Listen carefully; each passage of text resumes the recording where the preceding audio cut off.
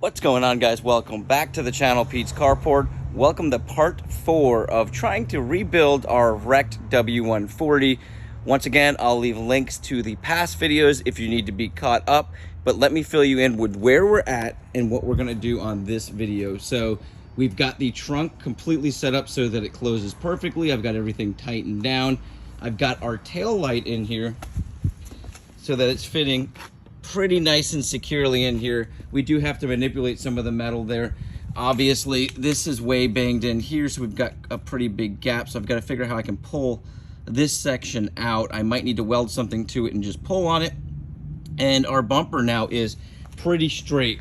On the last video, we learned we are not that good at doing body work, so I was really hoping to pop all this out, and I know it probably was capable if I was a little bit more skilled on popping dents out, but I wanted to learn how to do this by making mistakes, by fixing my mistakes, and eventually ending up with something that I did from the ground up. So this is where I'm at. I've kind of manipulated the metal over the last couple of days, using the proper tools behind it and banging on it, and we'll get back to this. But what I need to start off with, because I'm gonna start driving this car now, since I've got the trunk aligned, and really all that needs to happen now is the bumper needs to go back on and I can legally put it back on the road and drive it. So I need to get there today. So what I have to do is, this is the bumper we're gonna use. This was the one that was hit, still has the wrap on it, is in very good shape outside of all the inner plastics being broken off.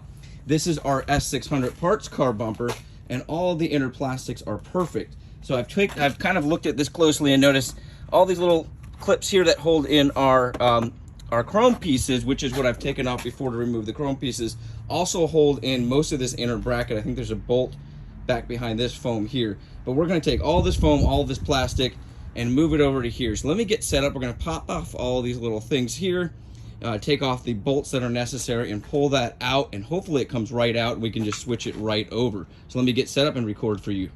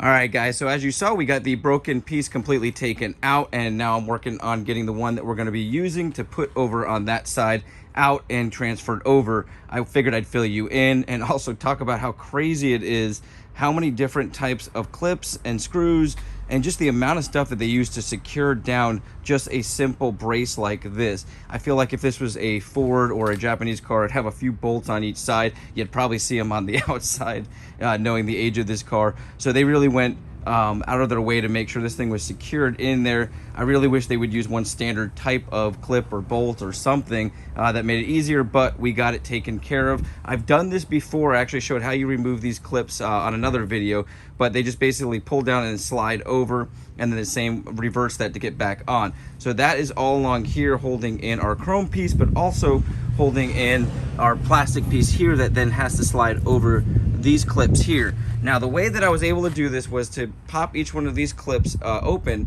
and then start down, because there's the same type of thing here where you got to pull down on this little tab, and you start and you kind of peel it up, and that's going to allow you to slide it down through these this screw hole here. So this is kind of a secure here as well. These pieces here are what is the sensor, so those won't be on every car. The one thing that I've had people ask me is, what is this plug? I honestly don't know. I'm sure a ton of you guys out there will know, so fill me in the comments. This plugs in when you take the bumper off. On both the vehicles, I ended up snapping the wire. No check engine light, nothing on the dash, so I wasn't sure exactly what that was for. And all it's attached to is a metal piece on the back side, so maybe it's some sort of temperature thing, but let me know in the comments what that is, guys. All right, so I'm gonna go ahead and pull this off, snap it all in there, slide it on the car, and I'll show you guys how everything's starting to look.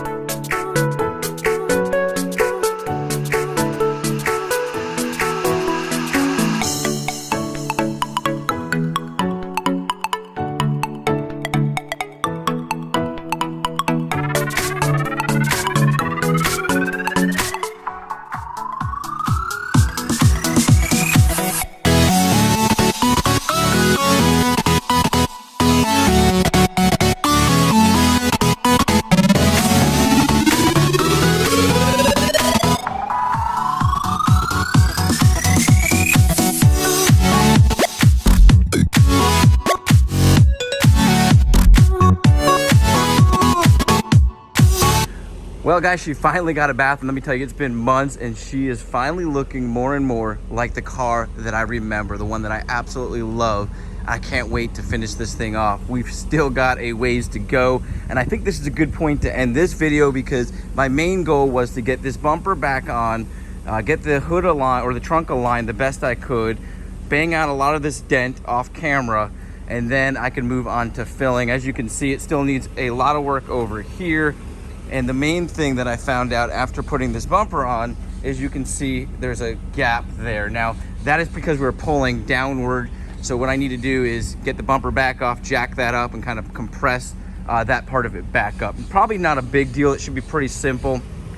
But I love looking at this car. This wrap, when I got it done, it just kind of put the icing on the cake for this car. The rims all came together, and it was the car I really was wanting, the car that I had kind of planned on having when I picked this car up.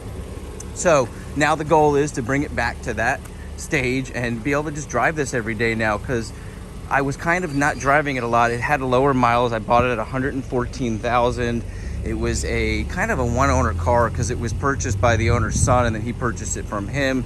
And so it was very well maintained, and it just got older and needed a few things done to it. So I picked it up and started doing all those things, and that's what started really my YouTube channel. I started doing all these little things, fixing them, learning them on my own, and now I'm kind of learning how to fix a repair on my own. So I hope you guys are encouraged by this. Any of you guys have a W140 or any car out there and you love it as much as I love this car, let me know in the comments what you got, you know, what you love about it, and what your plans are with it. You guys have an awesome day, a blessed week, and I'll catch you on the next video.